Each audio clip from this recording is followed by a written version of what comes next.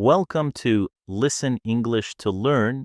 Here, we help you improve your English through stories, examples, and engaging topics.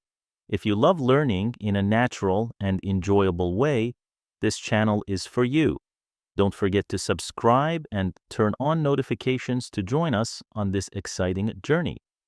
Today, we're talking about soccer, one of the most loved sports in the world. Let's dive in.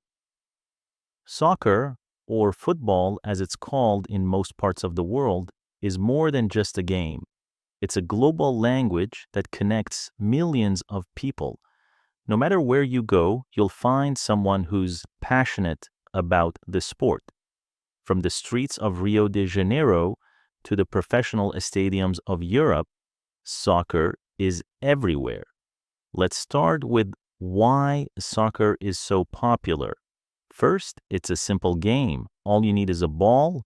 You don't need expensive equipment, which makes it accessible to everyone, from kids playing barefoot to professional athletes. This simplicity makes it a universal sport that brings people together. Soccer also teaches important values. Teamwork, for example, is at the heart of the game. A team cannot succeed unless the players work together. Take the famous Barcelona team of the early 2000s and 10s, led by Lionel Messi. Their success wasn't just about individual talent, but about their ability to play as one unit. Another lesson from soccer is perseverance. Have you ever watched a game where a team is losing 2-0, only to come back and win 3-2 in the last minutes? These moments teach us that we should never give up, no matter how tough things look. Now let's talk about how you can use soccer to improve your English. Watching soccer matches in English is a fantastic way to learn. Listen to commentators. They describe the action in detail, often using phrases and vocabulary related to the game. You'll hear terms like goalkeeper, midfielder, free kick, and offside. Here's an idea. Pick a match to watch and focus on the commentary. Write down a few phrases you don't understand and look them up later. Over time, you'll build your vocabulary. Another way to learn is by reading news articles about soccer.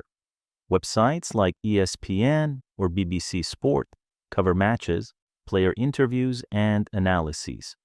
These articles are great for expanding your understanding of a sports-related language. If you're a fan of social media, follow your favorite players on platforms like Instagram or Twitter. Many players post in English, even if it's not their first language. Reading their captions can give you a glimpse into their lives and teach you informal expressions. Finally, don't underestimate the power of playing soccer yourself. Join a local team where English is spoken. Playing the game while communicating in English will help you practice speaking and listening naturally.